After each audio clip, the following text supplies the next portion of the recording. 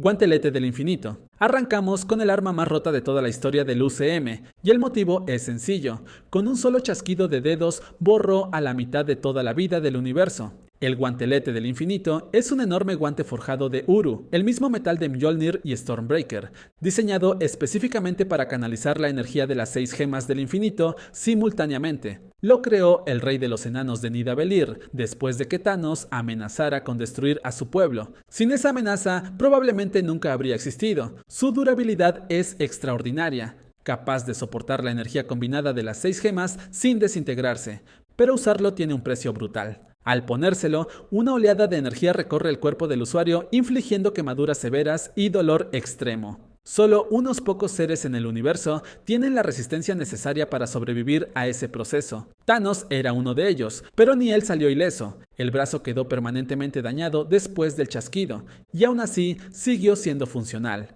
lo suficiente para activarlo una última vez y destruir las propias gemas antes de que alguien pudiera revertir lo que había hecho. En los cómics hay un detalle que el UCM no mostró. Existieron 2 guanteletes, uno para cada mano, porque las gemas originalmente requerían ambas manos para ser controladas. El UCM simplificó eso en uno solo. Pero el concepto base, un arma diseñada para que un solo ser controle los aspectos fundamentales del universo, se mantuvo intacto.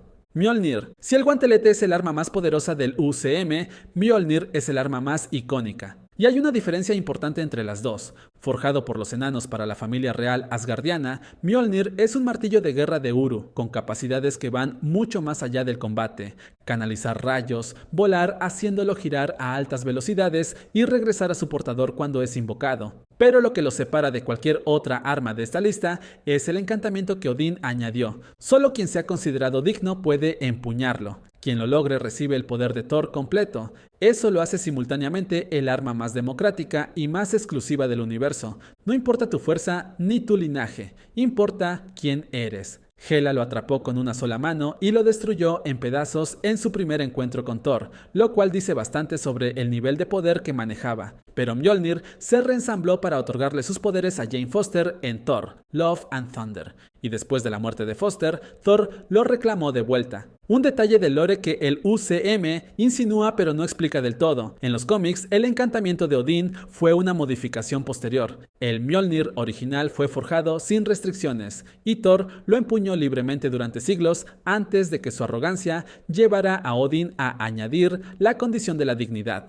El martillo siempre existió, la lección de humildad llegó después. Escudo del Capitán América. Cerramos el bloque de los 3 iconos más grandes del UCM con el arma que no debería existir, porque la historia de cómo Howard Stark consiguió el vibranio para fabricarlo es una de las preguntas que el UCM tardó años en responder. El escudo fue forjado por Howard Stark durante la Segunda Guerra Mundial usando vibranio puro, más ligero que el acero y prácticamente indestructible gracias a su capacidad única de absorber energía cinética. Cualquier golpe, explosión o proyectil que impacte el escudo no rebota, sino que es absorbido por el material. Eso lo convierte en arma y en escudo simultáneamente, y explica por qué Steve Rogers lo lanzaba como proyectil con una precisión que físicamente no debería ser posible. El misterio era de dónde sacó Howard Stark vibranio cuando Wakanda era una nación completamente aislada del mundo. What If, temporada 2, reveló la respuesta. El rey T'Challa de Wakanda se lo regaló a Howard Stark como contribución al esfuerzo bélico aliado durante los años 40, un regalo de estado que terminó convirtiéndose en el símbolo más reconocible de la historia del UCM. En los cómics, el escudo no es vibranio puro, sino proto-adamantium, una aleación única de vibranio y adamantium que lo hace literalmente indestructible.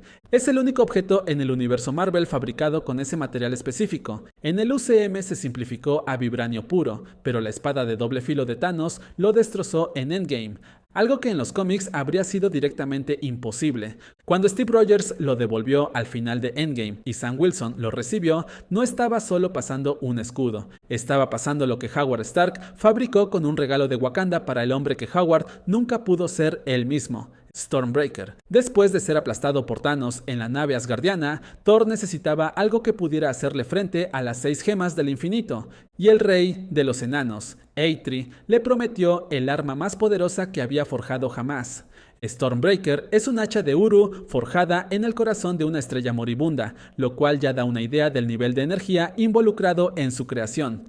Puede canalizar y amplificar todos los poderes de Thor, invocar el puente Bifrost para teletransportarse a través de los 9 reinos, regresar a la mano de Thor después de ser lanzada y permitirle volar sin necesidad de hacer girar nada. En Infinity War demostró exactamente lo que podía hacer. Atravesó el campo de energía de las 6 gemas del infinito juntas y llegó al pecho de Thanos. Si Thor hubiera apuntado a la cabeza en lugar del pecho, la historia habría terminado ahí. Pero hay una diferencia fundamental con Mjolnir que mucha gente pasa por alto. Stormbreaker no tiene el encantamiento de la dignidad. Cualquier ser lo suficientemente fuerte puede usarla. Thanos mismo la agarró en Endgame y la usó contra Thor. Lo que la hace más poderosa que Mjolnir en términos de capacidad destructiva, también la hace más peligrosa en manos equivocadas. Después de recuperar en Mjolnir, Thor le dio Stormbreaker a su hija adoptiva Love.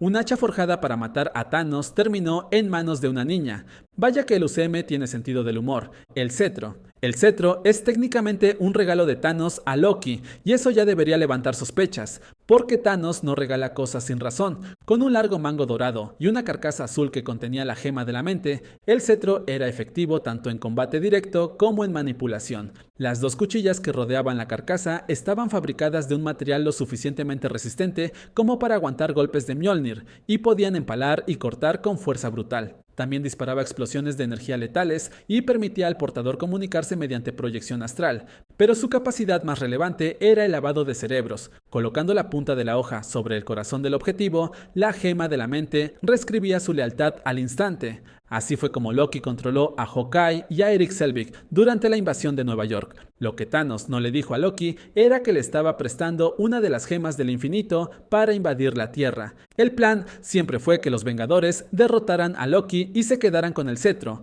manteniéndolo a salvo en la Tierra mientras Thanos reunía las demás gemas. Loki fue un peón sin saberlo, y el cetro fue la pieza de ajedrez más camuflada de toda la saga del infinito. Después de que Hydra lo usara para experimentos, los Vengadores lo recuperaron. Ultron rompió la carcasa y reveló la gema en su forma real. Lo que empezó como arma de invasión terminó siendo el origen de Vision. Los 10 anillos. Los 10 anillos son probablemente el arma más antigua de toda esta lista y también la más misteriosa en términos de origen. Nadie sabe de dónde vienen exactamente ni quién los fabricó. Xu Wenwu los encontró durante la Edad Media y al ponérselos descubrió algo que ninguna otra arma de esta lista ofrece. Detuvieron su envejecimiento. Wenwu vivió durante 1000 años gracias a los anillos, formó un ejército nombrado en su honor y conquistó reinos enteros a lo largo de la historia, un arma que también era fuente de inmortalidad. En combate, los anillos pueden ser lanzados como proyectiles que regresan cuando son invocados, generar explosiones de energía, servir como plataformas aéreas para movilidad vertical y formar barreras defensivas. La versatilidad es lo que los hace únicos. No son solo ofensivos ni solo defensivos, sino completamente adaptables a la situación. Lo que el UCM dejó sin responder explícitamente es su origen cósmico. Los anillos emiten una señal hacia el universo cuando son usados, como un faro. Cuando Shang-Chi los usó para matar al Morador de la Oscuridad, esa señal llegó a algún lugar. Wong, Captain Marvel y Bruce Banner lo detectaron. Alguien o algo en el universo estaba esperando que los anillos volvieran a activarse.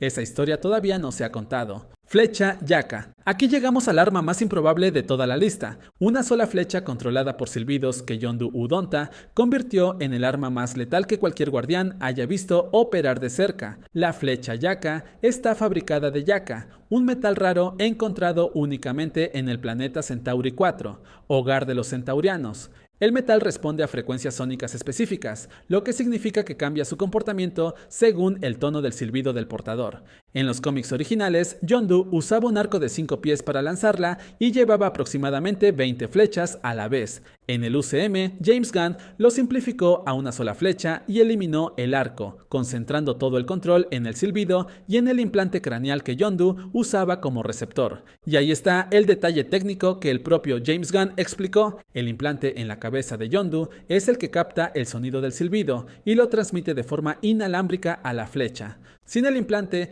Yondu no tiene control.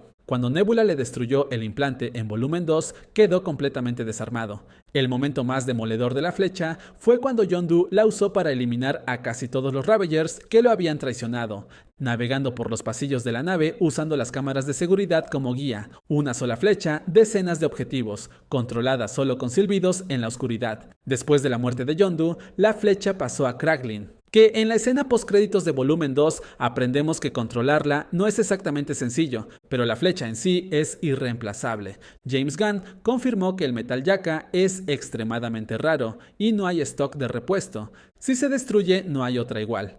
Espada de doble filo de Thanos. Si el guantelete era el arma de Thanos, el filósofo cósmico, la espada de doble filo era el arma de Thanos, el señor de la guerra. Y hay una diferencia enorme entre los dos. Esta espada fue la que usó para arrodillar planetas enteros antes de que existiera ningún guantelete ni ninguna gema del infinito. Era su arma personal de conquista, enorme, de doble hoja, fabricada de un material excepcionalmente duradero que aguantó choques directos con Stormbreaker y con Mjolnir simultáneamente. Y logró algo que en teoría no debería ser posible: destrozar el escudo de vibranio de Steve Rogers, el mismo material que Howard Stark presentó como prácticamente indestructible en los años 40. También podía usarse como boomerang que regresaba a Thanos después de ser lanzado, o hacer girar las hojas a altas velocidades para desviar rayos de energía como escudo. Un arma versátil en manos de alguien que llevaba eones usándola. Thanos la trajo consigo cuando viajó a la línea temporal principal de Endgame. Wanda Maximoff la fracturó usando su magia del caos durante el asalto al complejo de los Vengadores, y más tarde fue destruida en una explosión de energía cuántica. El arma que había conquistado galaxias enteras terminó destruida en el planeta donde su portador encontró su propio final: la Necroespada. La Necroespada tiene algo que ninguna otra arma de esta lista tiene: elige a su portador, y esa elección viene con un precio que la mayoría no calcularía antes de aceptarla. Forjada en el amanecer de los tiempos, la espada eligió a Gorr después de la muerte de su anterior maestro. Gorr la usó para matar a su primer dios y juró hacer lo mismo con todos los demás. Lo que no sabía era que la espada tenía sus propios planes. Sus capacidades son considerables. Amplificaba las habilidades físicas de Gorr hasta el nivel de los dioses. Le permitía teletransportarse a través de sombras e invocar monstruos sombríos para servir a su voluntad. También tenía propiedades regenerativas, capaz de repararse de cualquier daño mientras no fuera completamente destruida. Pero la Necroespada es maldita. Corrompe la mente del portador con una obsesión creciente por aniquilar dioses, consumiendo su identidad original. Y hay un vínculo más oscuro. La fuerza vital del portador queda atada a la espada. Si el arma es destruida, el portador muere lentamente. Ese fue el destino de Gorr. Jane Foster usó Mjolnir para romperla en pedazos y desintegrarla completamente. Una espada que había sobrevivido desde el amanecer de los tiempos terminó destruida por el arma que representa exactamente lo opuesto: dignidad en lugar de maldición. Thunderbolt. El Thunderbolt de Zeus es una de esas armas que el UCM introdujo sin demasiado contexto, pero que en el lore tiene implicaciones cósmicas considerables. En los cómics, el rayo de Zeus no es solo un arma, es una manifestación directa del poder de un dios olímpico, equivalente en escala y potencia al Mjolnir asgardiano, pero con una naturaleza diferente. Donde Mjolnir es forja y encantamiento, el Thunderbolt es energía divina condensada en forma física. En el UCM, Thor y Valkyrie lo robaron a Zeus durante su confrontación en la ciudad omnipotente. El arma puede canalizar la inmensa energía eléctrica de Zeus, usarse como medio de transporte permitiendo volar y teletransportarse, y cuando se lanza tiene la capacidad de perforar prácticamente cualquier cosa, incluyendo al propio Zeus, como quedó demostrado de forma bastante contundente. Al igual que Mjolnir y Stormbreaker, puede regresar a la mano de su portador cuando es invocado. Lo que hace al Thunderbolt único es que no requiere dignidad ni linaje asgardiano para ser usado. Cualquiera que lo empuñe accede a su poder, lo cual en manos equivocadas es una propuesta bastante preocupante. Dragonfang. El Dragonfang es el arma tradicional de las valquirias asgardianas, y su historia es considerablemente más antigua y más extraña de lo que Thor Ragnarok sugirió. En el UCM, Dragonfang es una espada de acero zafírico con empuñadura tallada en diente de dragón, el arma que Brunhild y las demás valquirias usaron cuando intentaron impedir que Hela escapara del Hel. La mayoría murió en esa batalla. Brunhild sobrevivió, huyó a Sakaar y se llevó la espada consigo.